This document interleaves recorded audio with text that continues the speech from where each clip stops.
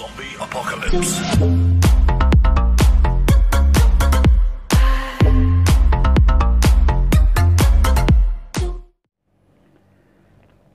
Pozdrav drugari, danas kada želimo čuti ili vidjeti nešto pametno putem naših tehnoloških uređaja, ono čega smo svi svjedoci je da o tim stvarima, to jest o dobru i zlu, o psihologiji čovjeka, najviše govore estradne ličnosti.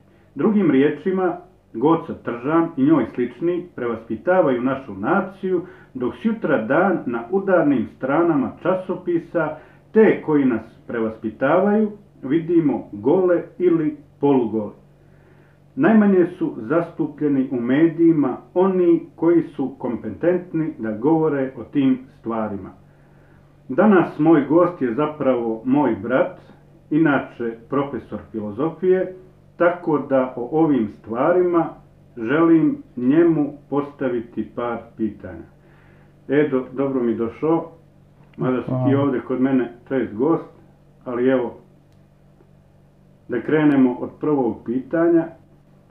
Kako bi definisao zlo sa filozofsko-psihološkog aspekta, a zatim i sa religijskog? Većina filozofa, uopšte istorija čovječanstva i se bavila time da objasni taj problem zla i pojam dobra, znači kao dva komparativna pojma, kao pojam koji jedan bez drugog ne može da postoji.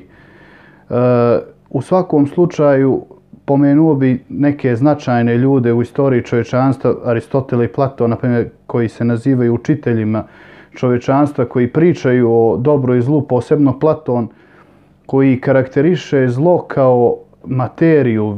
Zaista veliki mudraci, veliki filozofi koji su se bavili tom tematikom, uvijek su zlo vezivali za neko, kako bih rekao, materijalno postojanje, nešto što ljudi u materijalnom smislu žele, a u tjelesnom, u strastvenom, u doživljajnom prihvataju. Tako da pojam zla je uvijek vezan za odsustvo prave duhovnosti. Znači, niti bi to mogao da bude jedan pojam koji može da se objasni apsolutno filozofski. Zašto? Zato što čitava teorija treba oko toga da postoji. Zlo je prije svega jedna vrsta otpatka od dobra, nedostatak dobra. Svi veliki filozofi su tako karakterisali zlo. Na pojmu Platonove filozofije, onako kako je on posmatrao zlo, njegov pokušaj je bio da zlo prikaže kao neka vrsta odsustva dobra, ali ne u smislu nedostatka, nego u smislu duše koja je pala u tijelo. Platonova filozofija inače je povezana sa religijom i govori upravo o tome da spoznaja dobra je vezana za vrlinu i za težnju ka vrlinu, a zlo predstavlja surogat vrline, nešto što nema nikakav pozitivan efekat ili pozitivno određenje koje može da se približi dobru. Zbog toga karakteristika zla jeste ono što je čuvstvo, ono što je materijalno, ono što je strastveno. Pa u ljudskoj psihologiji, naravno, zlo proizilazi najviše iz toga što ljudi u materijalnim stvarima i u želji da posjeduju materijalne stvari čine drugima nepravdu i zlo. Znači, to bi karakteristika Platonove filozofije bila sasvim pouzdano i teorijski objašnjena, da kada čovjek podliježe duhu, pošto je po Platonove filozofiji duša nekom greškom zapala u tijelo, a onda kaže samim tim što je zapala u to tijelo, ona želi da se kaže tijelo je mrtva kao materija, nešto što mu ne dozvoljava da duša doživi istinu, pa upravo zbog toga duša kao po Platonu treba da se sjeti svog boravka, znači svog prvobitnog boravka gdje ona spoznaje ono dobro, ono iskonsko dobro koje zaista i postoji u duši, time treba da odbaci materiju i da pobijedi materiju. Znači Platon i svi veliki filozofi su prvo što karakteristika zla jeste da je vezana za materiju, za materijalne stvari. Dobro, a kako bi objasnio zlo, recimo, sa religijskog aspekta? Recimo, ukoliko uzmemo da čitamo sve te knjige, ukoliko uzmemo da čitamo Kur'an, vidjet ćemo, recimo, da se u Kur'anu kaže da će licemjeri biti na najvećem stepenu džehennema. Kako bi ti opisao svojim riječima, kako bi definisao licemjere? čitajući recimo sve te knjige i tako? Pa ako pojam zla u religiji je vezan naravno za spoznaju dobra i zla, kako to Biblija i Kuran govore da su Adam i Eva ili Adem i Hava boravili na jednom mjestu gdje su bili, gdje je njihovo znanje bilo ograničeno od toga da ne znaju šta je dobro i zlo. Sa one strane je dobra i zla. Znači imali su spoznaju, imali su nešto što je bilo vezano za uživanje, za mjesto u kojem su boravili, kako to sve te knjige govore. Međutim, oni su probali sa drveta saznanja, Bog im je dao tu slobodu. Dao im je tu slobodu izbora. Oni su probali to drvo i kažu da su tad otkrili taj duplicitet znanja, odnos između dobra i zla. Po religiji se to pojavilo na takav način tek posle toga grijeha koji su počinili. I njihovo znanje o dobru i zlu upravo zbog toga je taj pad na zemlji. Njihov pad i njihova duplicitet svih stvari u svijetu. Danas nauka to potvrđuje. Naravno, filozofija još mnogo prije nego nauka je potvrdila da postoji duplicitet svih stvari. Da, na primjer, postoji da mi ne bi znali šta je dan, da ne znamo šta je noć. Da ne bismo znali što je visoko, da ne znamo što je malo, lijepo, šta je ružno i tako dalje. Znači, postoji duplicitet svih stvari, a spoznaja dobra i zla po religiji je tajna postojanja. Ovo što se tiče licemjerstva. Znači, licemjerstvo predstavlja upravo ono prvobitno po religiji uljepšavanje đavola, satane ili šeitana našem Adamu i Evi kada im se prikazivao kao prijatelj. Jer on je njih nagovarao da probaju sa drveta saznanja govoreći ja sam iskreni savjetnik, ja vas iskreno savjetujem, a u stvari to je bilo njegovo licemjerstvo. On nije bio iskreni savjetnik, on je uspio njih da progna sa mjesta gdje su imali blaženstvo, gdje su imali sreću. U ovom životu čovjek nikad nema tu sreću, apsolutno nikad ne može da je postigne. Upravo to, samo ta činjenica govori o tome koliko je naše stanje od toga idealnog daleko. Ali prije svega treba licemjerstvo se karakteriše kao prikazivanje i licemjer se prikazuje u licu koje je lažno. Kažu svi sveti ljudi kada su sanjali đavola ili demona ili šeitana, nijedan od njih u tim pričama, u snovima nije uspio da vidi lice toga demona kojega je sanjao. Šta to znači? Nije vidio lik po kojem bi mogao da ga prepozna. Jer on se prikazuje u mnoštvo likova, a sve zbog toga da bi sakrio pravo svoj identitet, pravo svoje karakteristike, pravo svoje, kako bih rekao, obličje.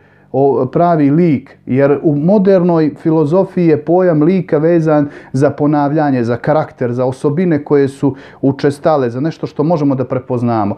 A upravo demonsko i licemjerno je da se uvijek pokazuje u drugom obliku. Ono što primećujem je da su to ljudi koji se podsmijavaju jedni drugima.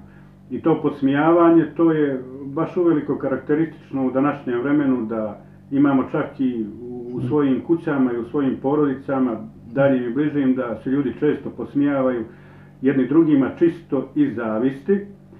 Pa, obzirom da ja smatram da se radi o zavisti, postavit ću ti sljedeće pitanje.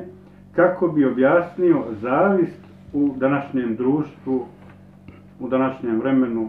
Jedna karakteristika podsmijavanja jeste ključna, da čovjek misli od sebe da je bolji od drugog. To je ključna osobina onoga koji se podsmijava. Jer glupost se sastoji upravo u tome da mi omalovažavanjem ili osmijehom ili lažnim napadom na drugoga čovjeka želimo da pokažemo kako je naša pozicija prava, a njegova pozicija lažna. Dobro.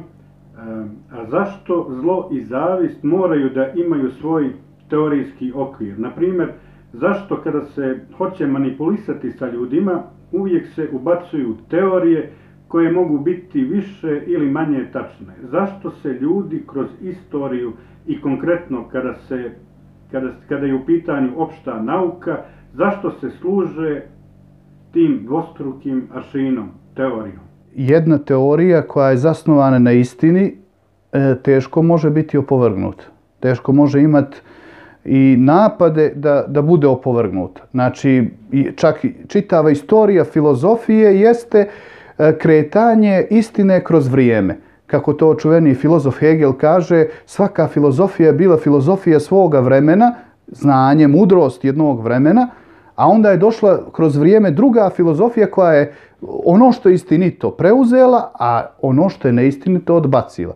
Tako da mi ni za jedno vrijeme ne možemo da kažemo da to vrijeme ima apsolutne teorije, apsolutno znanje o svim stvarima, o nastanku svijeta, o naučnosti, o predstavi o tome šta svijet objektivno predstavlja, jer nauka jeste zasnovana na mjerenju i na dokazivanju i na teoremama i aksiomima, ali ne možemo nikada tvrdimo da je to završeno znanje.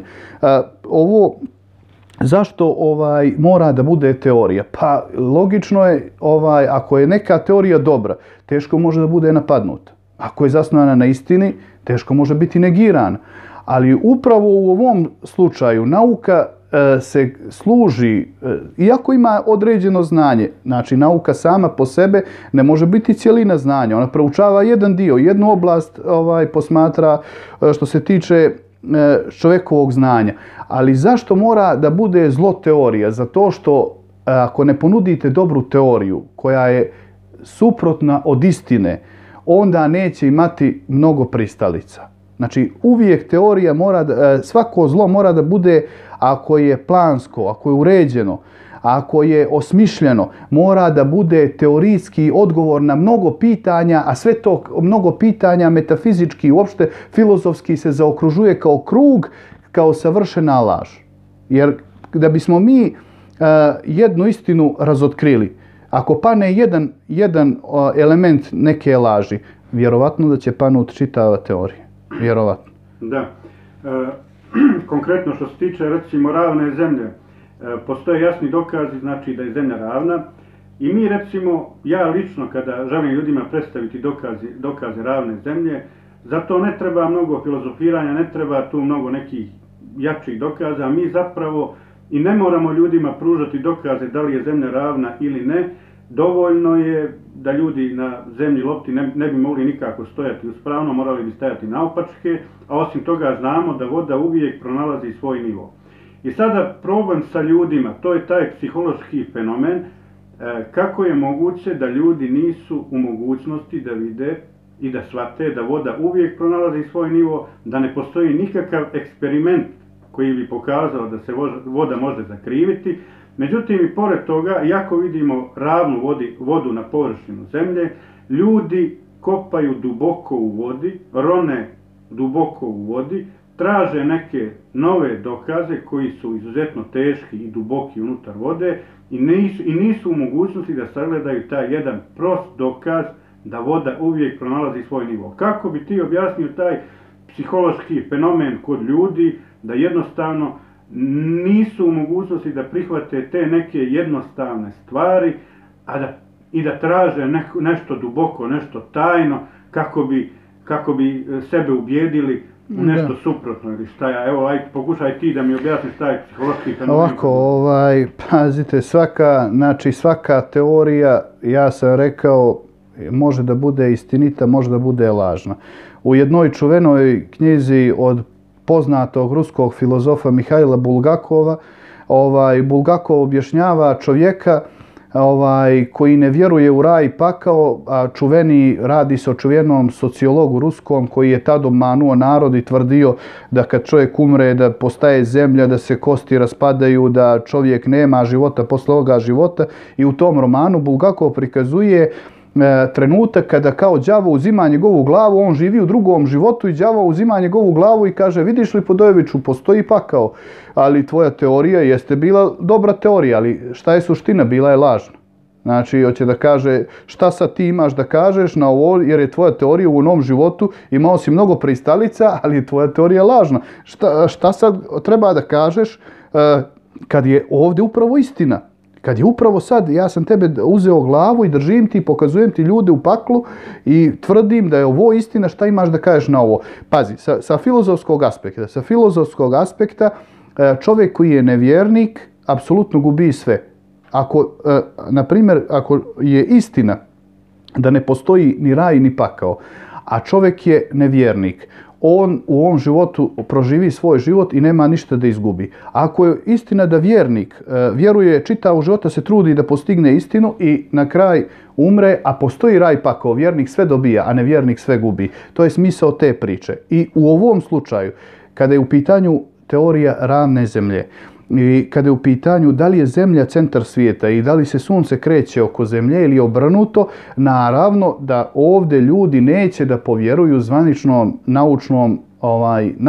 naučnoj statistici, naučnim pokazateljima, naučnicima koje su promovisali, ko ih je odabrao, to je pitanje, jer u nauci su postojali mnogi ljudi koji su izbačeni iz naučnih knjiga i naučnih observarijuma kao nepoželjni naučnici koji su tvrdili potpuno suprotno od onoga što je zvanična elita da nas prihvatila. Tako da psihološki čovjek kada čuje da postoji neko sa nekim drugim učenjem, na primjer kao u ovom slučaju ljudi koji tvrde da je zemlja ravna, oni njih smatraju ijekom sektom, smatraju ih neznalicama, smatraju ih kao pominju imena čuvenih naučnika koji su se priznali, a pritom ne znaju koji su naučnici mnogo veći negirani. Znači, to je zaista psihološki pritisak na te ljude, oni to ne mogu da prihvate jer ljudi vjeruju samo ono što im se servira. Pa evo da nas, na primjer, Aleksandar Menj, čuveni najveći ruski teolog, tvrdi da je za biblijski broj 666, da je tražio čitavog života šta znači broj 666 i otkrio je da je prva televizijska slika od Amerike kroz kanal Amerike do Europe stigla kroz frekvenciju 666. Šta to znači? Narod psihološki vjeruje ono što mu se servira. Srećom, evo, postoje mogućnost neki drugi ljudi nešto da kažu, a ne samo pjevačice i eto ti ljudi, ti naučnici koje oni forsiraju. Da, to je definitivno problem indoktrinacije. Znači, dok je dijete u školi, ono se indoktriniše u školama, kada poraste i kada se upozna recimo sa svetim knjigama, ono onako indoktrinisano svojih učitelja, nastavnika i profesora jednostavno ne može da prihvati koncept ravne zemlje i obzirom da Bog u Bibliji i Kuranu kaže da je zemlja ravna, da je zemlja nepomična, kada se to dijete sutra susretne sa tom teorijom ravne zemlje, prvo što ćete se zapita je kakav je to Bog koji ne zna kakvog je oblika zemlje koju je stvorio. I to je taj satanistički koncept koji su oni formirali i način kako da obmanu ljude. Kao što znamo, današnja elita, znamo da su i Kepler, i Kopernik, i Galileo i Newton bili donekle masoni, neki od njih definitivno masoni, kao na primjer Galileo koji je pripadao toj Grand loži. Ovi ostali imamo njihove fotografije da su se slikali sa tim šestarima, pa mene zanima koje ti podatke imaš iz tih filozofsko-psiholoških krugova o tim naučnicima, da li postoje podaci neki konkretni, ko su oni bili, šta su oni bili, da li su se bavili tim vještičarenjem, ko je bio, na primjer, Giordano Bruno ili njemu slični, da li postoje ti takvi podaci? Djecu naravno uče onome što je zvanično prihvaćeno, to će uvijek biti u udžbenicima, možda kada bi postojala neka, kako je rekao, suprotna škola, pa i neko drugačije naučno znanje, možda mi ne bi svoju djecu upisivali u ono što se danas pripovijeda, nego bi ih učili nešto potpuno drugačije. Ali šta je ključ u tome? Treba biti otvoren za istinu. Znači, ako ti zatvoriš i smatraš da su zvanične teorije potvrđene teorije, a znamo koliko je kroz istoriju negirano teorija, koliko je bilo teorija, pa su one poništene i nisu imale više svoje značenje, nego su došle nove teorije koje su nadopunili ili odbacile one prethodne teorije. Znači, u ovom slučaju treba biti otvoren za istinu. Jer to je prvi filozofski stav i prvo sumnjanje sa čim je Bog obdario čovjeka, naravno tim njegovim umom, da sumnja u postojeće stvari, a mi s obzirom na svjetsku politiku i sve ono što se dešava u svijetu moramo da sumnjamo. Moramo da sumnjamo. Mada da ne ulazimo u to polje.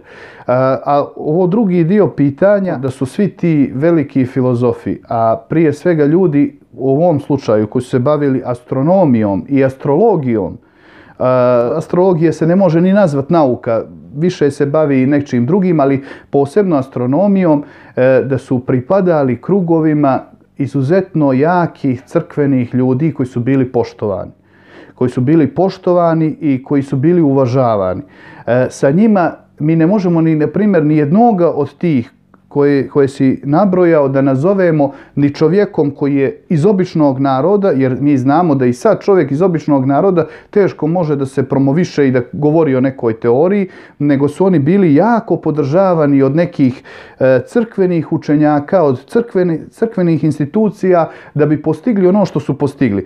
A pritom svi ti ljudi su bili, naravno, odakle je njima toliki novac da imaju svoja putovanja, da obavljaju u tom vremenu, da predaju u raznim školama, i posebna karakteristika koju treba svaki pametan čovjek da obrati vezano za te ljude jeste zašto su oni bili proganjani od crkve. Da li crkva bila stalno nenaučna? Da li, na primjer, postavlja se pitanje da li ljudi koji su bili crkveni, a vi znate da su najjače škole i prve škole počele kao vjerske škole. Pa onda se pitamo, ako su to najveći znalci i mudraci bili, zašto su oni napadali te naučnike? Veliko pitanje jeste da nas, kako želi da promoviše to moderna nauka, da je, na primjer, jedan Giordano Bruno bio otpadnik upravo zbog toga što je napao Bibliju, napao je njihovo učenje, pa su ga oni prognali. Mogu da kažem da to ništa nije istina iz razloga što je sam Giordano Bruno pripadao tom svešteničkom jezuitskom redu i sam Giordano Bruno je bio čovjek koji je putovao, imao veliki ugled, a na kraj je završio kako je završio. Kada sam pravio anketu na internetu u vezi toga, postavio sam pitanje na toj anketi odakle najviše zla i nepravde i štete dolazi ljudima, da najviše zla dolazi od komšija ili najviše zla dolazi od uže porodice, pa onda treća opcija je bila da najviše zla dolazi od šire porodice. Četvrta opcija bila je od nepoznatih ljudi, to je prva manje bitno, i peta opcija bila je od takozvanih prijatelja.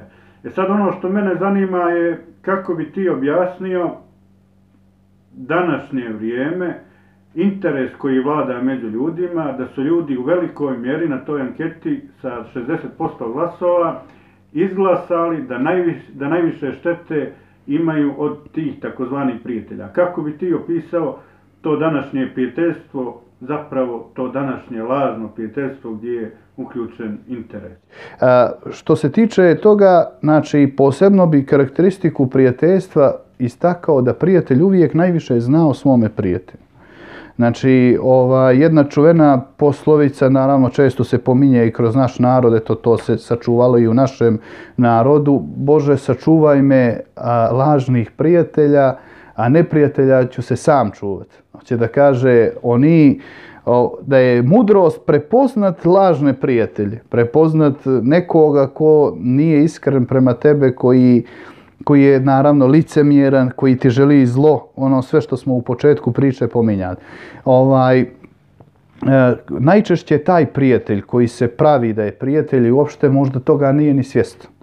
Ali njegova zla duša ili ono, sad bi tu jedna velika teorija bi se otvorila oko toga zašto on čini zlo upravo onome koga bi trebao najviše da poštuje i najviše da voli. Prijatelj, pravi prijatelj treba da bude onaj čovjek koji bi želio tebe ono što bi želio i sebe. Upravo tu bi se ogledalo, mjerilo da li nam je neko prijatelj ili nije. A u ovom drugom slučaju, kada neko želi tebe zlo, a pravi ti se prijatelj, naravno da je iza toga skriveno i veliko zlo duše koje je prezentovano na mržnji, na zavisti, na ljubomori, pa prije svega možda i najviše za ono što sam prije u početku rekao vezano za materiju, da vi posjedujete nešto prema čemu on ima zavist i ljubomoru, pa samim tim zbog toga i čini sve to zlo. Znači, prijatelj bi bio neko ko bi dobro poznavao nas i znao bi koje su naše najveće mane i nešto što bi nas najviše u životu zaboljelo, upravo taj može i najveće zlo da ti učini. Onaj koji te najbolje poznaje može najveće zlo da ti učini. Čitava istorija čovečanstva, pa čak evo nećemo da ulazimo u istoriju, ja ću da opišem jednog Nerona. Svako zlo ima svoju dijalektiku. Pazite, to je filozofski pojam, eto da ne bi, pošto narod opteretio previše filozofijom, reći ću samo ukratko šta znači dijalektika. Dijalektika znači razvoj u većem obliku, u savršenijem obliku. Pa jedan Neron, kako je to istorija religije i uopšte istorija koja je pisala o njemu, tvrdi šta se desilo sa njime. Prvo je dovodio najljepše žene iz carstva da bi imao odnose sa njima, zatim je prešao na muškarce, posle muškaraca da bi to zlo kulminiralo, onda je on prešao sa svojom rođenom majkom i na kraj dokle je ta dijalektika dovela zla, dijalektika zla u većoj formi, sjedio je na jednom mjestu gdje je gledao kako Rim gori, jer to zlo u njemu je moralo da kulminira. On je uživao gledajući kako Rim gori. Ali nećemo tako daleko da idemo. Evo primjer George Michaela ili Michael Jacksona. Isto govori o tome da su posle mnoštva žena prelazili na muškarce. Znači, pa onda čak i na djecu, da ne idemo dalje. Znači, zlo samo po sebe kulminira, razvija se, usavršava se u veći oblik, dobija savršeniju formu. To znači da, naravno, da postoji mogućnost pokajanja kod čovjeka. To je neki moj lični stav, da je Lucifer zapravo onaj koji vlada svijetom. I mi vidimo upravo suprotno svemu onome, vidimo da se sve što je nenormalno prikazuje kao normalno i obratno. Dakle, možemo da primijetimo da sve te knjige kažu da je recimo zemlja ravna, da je zemlja nepomična. Mi vidimo zapravo suprotno da je zemlja okrugla, da je zemlja vrteća, šibajuća lopta. Vidimo recimo da su žene koje su pokrivene i koje bi po Božjoj odredbi trebale da budu takve, zapravo u očima tih nevjernika, u očima te demokratije, zapravo nazadne žene, dok su otkrivene one koje su ispravne. Kako ti objašnjavaš taj psihološki fenomen? On je taj koji gospodari prije svega svjetskim medijima, koji kontrolišu pa najveću kulturu trenutno u svijetu kontroliše se preko medija. Prezentuju se neki fudbaleri, prezentuju se pjevačice, prezentuju se, ne znam, neki događaji koji su nebitni, a svi učeni ljudi, svi pametni ljudi koji su postojali, o njima nema ni govora, ni emisija, ni ništa poučno i naučno, sve to manje i manje. Zašto? Zato što je interesovanje veliko, oni će reći veliko interesovanje prema ovim stvarima, a ne prema stvarima od nauke. Ako je u pitanju ta lažna teorija koja je postavljena tako da bude lažna u svakom elementu, mi trebamo da postavimo pitanje zašto onda postoji sukob između civilizacija. Zašto postoji sukob da se uđe, na primjer, u jednu organizaciju svjetsku, a ovamo na drugoj strani sve zemlje koje nisu u toj organizaciji, oni su protivnici, bez obzira pripadaju oni zemljama trećeg svijeta ili Aziji ili ne znam Rusiji. Znači, hoće da se uspostavi jedan takav svjetski poredak koji ima jedno isto mjerilo vrijednosti u svijetu. Ovi su nemoralni, ovi su teroristi, ovi su homoseksualci, ovi ne valjaju. Takav poredak svijeta želi da se uspostavi. Znači, po jednom sistemu mjerenja koji je lažan. A upravo lažnost govori o tome da se prezentira preko medija, naravno. I ono treće oko upravo o tome govori. Dobro, htio sam da ti postavim još jedno pitanje. To pitanje tiče se magije, to jest sihra, kako se to naziva među muslimanima. Kada sam pričao sa jednim hodžom, nećemo reći o kome se radi, gledalci mogu da pretpostave. Kada sam pričao sa njim, lično mi je rekao da najviše magija, to jest sihrova, jedni drugima postavljaju ljudi iz njihove porodice. Kako objasniti taj fenomen da najviše zla jedni drugima žele učiniti oni njima najbliži? Ja bih rekao, ako je negativna energija u pitanju i oko ljudi, čuveni Goethe, Njemci naravno, pored filozofije, imaju jednog strašnog književnika, Goethea, koji je napisao knjigu, 30 godina je pisao knjigu Faust. I upravo čitava tematika Fausta je odnos negativnih sila i čovjeka. Te negativne sile se čitavog života bore da čovjeka odvuku od Boga, da ga odvuku u zlo. Da to nisu neprijatelji kao što čovjeku može da bude neprijatelj. Čovjek čovjeka djelimično mrzi. Mrzi ga zbog nekih stvari ga mrzi. I to je ta zavist i to što uništava čovjeka. Ali demon ili đavo ili uopšte ta negativna sila, on apsolutno ga mrzi. Apsolutno ga mrzi. Zašto? Gete u toj svojoj priči o Faustu priča koga, kaže, želi đavo da pridobije. Koga? Postavlja pitanje u Faustu. I on govori da je ključna karakteristika đavola i kontrole nad vladarima. Znači, đavo ako iskontroliše da uspije da ima oko vladarevu moć, zaista je lako kasnije da kontroliše i ljude i sve ostale stvari. Znači, on pomoću svoje moći napada najviše ljude koji za sebe umišljaju da su neko i nešto, da su oholi, da su veliki, da on im tu moć još više uzdiže svojim hvalospjevima, svojim savršenim lukavim govorom, došaptavanjima. I naravno kada obuzme takoga jednog čovjeka koji ima moć u jednoj državi, onda naravno šta se dešava sa ostalim narodom koji je podčinjen, biva praćen, biva kontrolisan, sve je cenzurisano, ono što ne odgovara tome vladaru biva poništeno, oni ljudi koji valjaju, koji su dobri, a suprotno misle od njega, oni ne trebaju da su u blizini bilo kakve vlasti, bilo kakvog medija. Znači sve to ima apsolutno jednu zaokruženu teoriju. Zato sam ja uvijek rekao, zlo je teorija. Zlo je savršena teorija.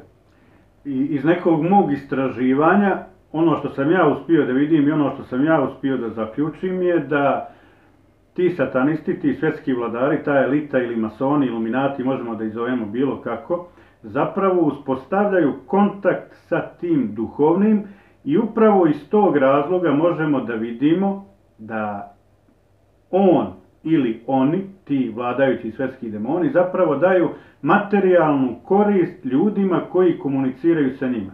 I zato vidimo danas da su najjači ti lobiji, najjače te svjetske organizacije upravo pod njihovom kontrolom i upravo zbog toga vidimo da se oni uvijek kriju iza tih đavolskih brojeva i simbola poput broja 666. Kako ti to vidiš, kako ti tumačiš stanje u današnjem društvu, da imamo na svim nivoima te organizacije koje su zapravo satanističke i koje vladaju čovječanstvu? Satanisti i uopšte ta prevara u cjelokupnoj politici u svijetu zasnovana je na ekonomiji. To je veoma lako. Rekli smo da čovjek koji je podložen da bude kupljen, da svoje materijalne, koji je željan da nahrani tijelo, a ne dušu, kako Isus u Evanđelju kaže, ne brinite se o tome šta ćete jesti i što ćete piti, kaže, pogledajte vrapce na granu, svako jutro, kaže, ustaju gladni, pa ih Bog, kaže, ne jede i napije, a da nas ljudi ne mogu da prežive, nego idu pa uzimaju kredite iz svjetskih banaka, bivaju, pomažu takvu jednu organizaciju, a takva jedna organizacija, MMF i ostale svjetske banke i ostale institucije koje pozemljuju državama novac, upravo takve institucije koje zadužuju narod i žele da ga ubace u ropstvo, a onda da kreiraju i svoju politiku i svoj način vrijednosti.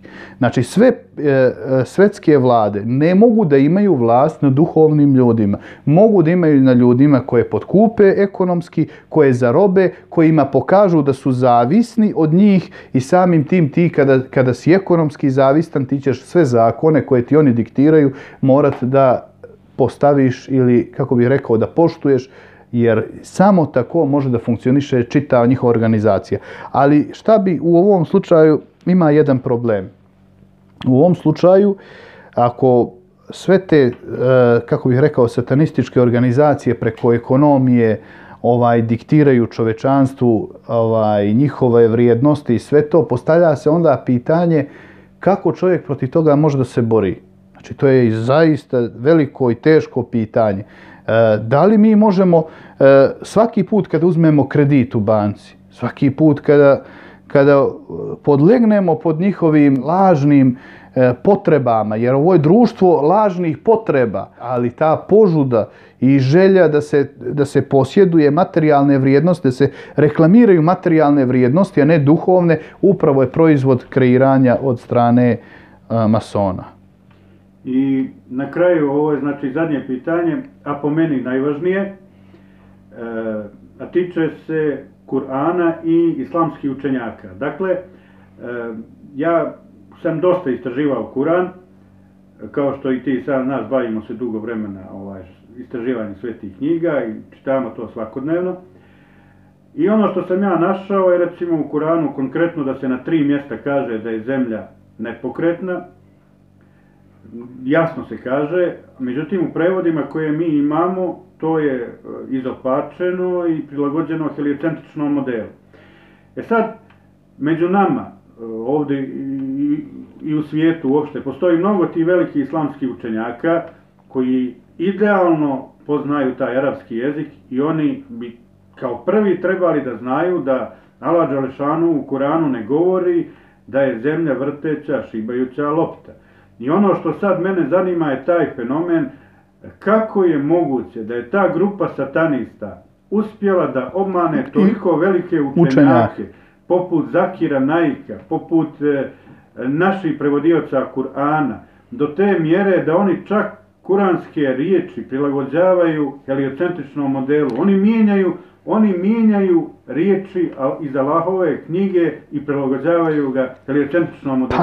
Kako je moguće toliki stepen indoktrinacije, pa čak i dan danas, kada ja predstavim islamskim učenjacima jasne ajete koji govore u prilog ravne i nepomične zemlje, oni ne smiju da odgovore na to pitanje i sad se upravo vraćamo na ono što si malo prije pričao, da su oni zavisni od sistema i ne smiju da kažu istinu, a Bog ih obavezuje da ne smiju da taje istinu u ajetu 2.174, gdje se jasno kaže da će nastradati na sudnjem danu, da trpaju u trbuhe ono što će im biti vatra na sudnjem danu, ukoliko taje istinu koja je od Allaha. Kako tumačiš taj fenomen psihološki ljudi, tih koji ne smiju da kažu istinu, a njihov posao je da se zalažu za istinu? Kako je moguća tolika vlast nad tim ljudima, kako je moguća tolika indoktrinacija od strane svetske elite, da oni jedni ne vide istinu, a drugi kad je vide neće da je kaže? Koliko su oni zapravo iskreni u vjeri? Ko su oni? Šta su oni? Svaka istina je u početku bila napadnuta i ljudi koji su bili filozofi i naučnici uvijek su bili u manjini i onda su bili satanizovani. Oni ne mogu taj, što kažu, da ponesu teret na sebi, nego lakše je da se držimo neke opšte teorije koje je zvanično prihvaćena. A što se tiče ovih učenjaka, Zakir Naik, uopšte kad pominjemo te islamske učenjake, koji isto tako imaju pred sobom knjigu koju čitaju i naravno neće da je prevode, ima tu više značenja, eto mi smo to i proučili, ali šta je u slučaju, na primjer, takvih učenjaka? Pa oni su, lako je mene njih da razotkrijem, oni su učenjaci u svojoj oblasti. U svojoj oblasti su učeni. Učen je, Zakir Naik prepoznaje sve svetske religije, poznaje sve te... On je doktor i on može da priča i svoje oblasti. Bravo. Znači Zakir Naik, ako hoćemo da od Zakir Naika pored religije naučimo nešto, mi bismo trebali od njega da imamo autoritet medicine.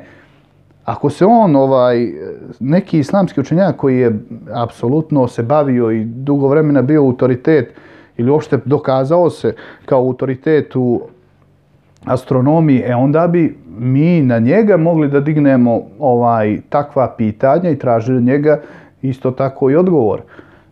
Znači, veliko pitanje je da li su ti islamski učenjaci uopšte obrazovani u nečemu drugom, a osim u onoj striktno teološko religioznom putu, ili da li oni mogu da odgovore na ovakva pitanja, to je veoma, veoma teško pitanje, zato ja ne bih njima davao ni autoritet da mogu da odgovore upravo na ova pitanja. Njima apsolutno ne. Dobro, evo, hvala ti što si bio moj gost i htio bih da se zahvalim svima vama koji ste gledali ovaj videoklip i da vas pozdravim do sljedećeg videoklipa. Hvala vam na pažnji i doviđenja.